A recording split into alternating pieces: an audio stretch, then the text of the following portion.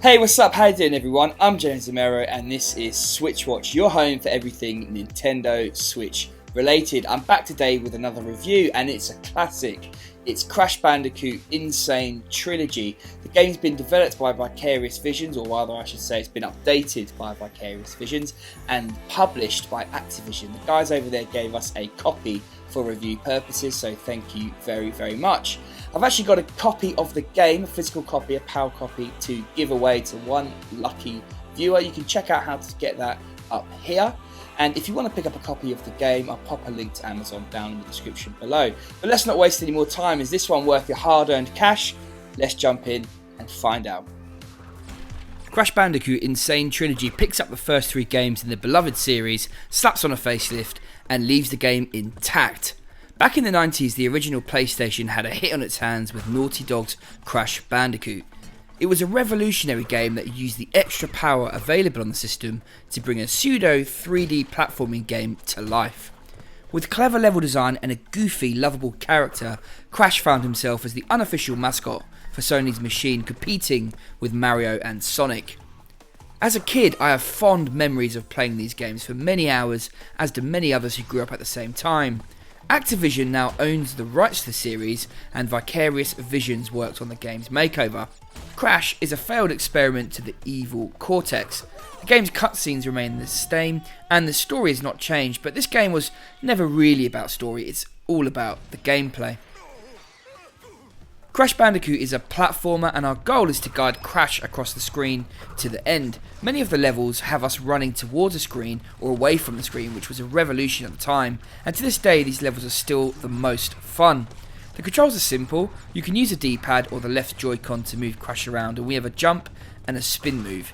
In parts 2 and 3 we also have a crouch which is needed to get through certain levels and slide under barriers. The controls are rather unforgiving. You can easily over or under jump and fall to your death.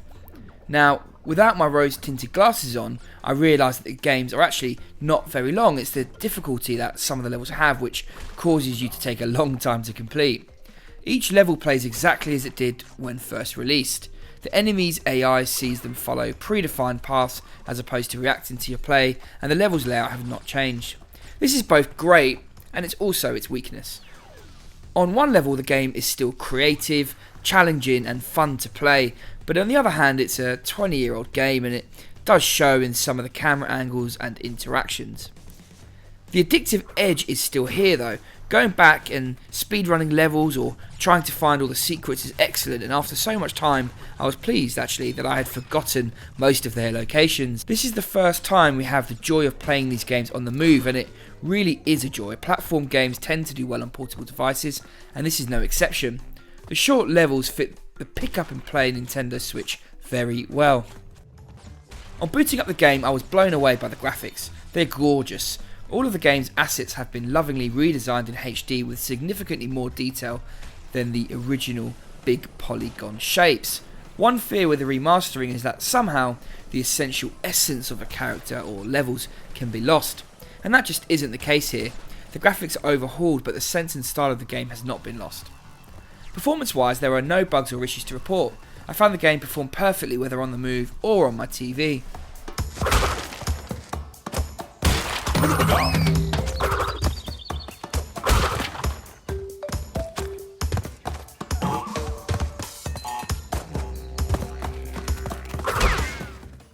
Crash Bandicoot Sane Trilogy features all of the original music and audio. Tracks have been remastered and sound crisp. The audio is one of the series' best features, with unmistakable whoomper noises, crate splattering and TNT blasting over the top of fun backing tracks. It worked perfectly and it still does. The game still sounds great to this day. At $39.99 in the US and $29.99 in the UK, it's a lot of money to pay for a trip down memory lane. On the flip side though, you get 3 excellent games, a devilish unreleased level, the chance to play as Coco, and completely redone visuals, as well as the ability to play on the move, making this the definitive version of all 3 games. Crash Bandicoot Sane Trilogy brings the classic games to the Nintendo Switch with lovely graphics, many hours of play and the ability to play on the move. The game is certainly aged at over 20 years old, but for me it was still a fun trip down platformer memory lane, and for those who have rose tinted glasses, it didn't ruin it for me. Overall, it's a very solid 7 out of 10. That's it from me today, guys. I hope you've enjoyed this one. If you want a chance to pick up a copy of the game, that's a physical PAL copy, head over to our website. There's a card up at the top right of this screen. If you have enjoyed this one, then please do give us a thumbs up. Leave some comments down below with your thoughts. And if it's your first time here, we'd love to have you back, so please consider subscribing. A massive thank you to all of our existing subscribers. Love you guys and really appreciate everything you do for us. Take care. See you soon.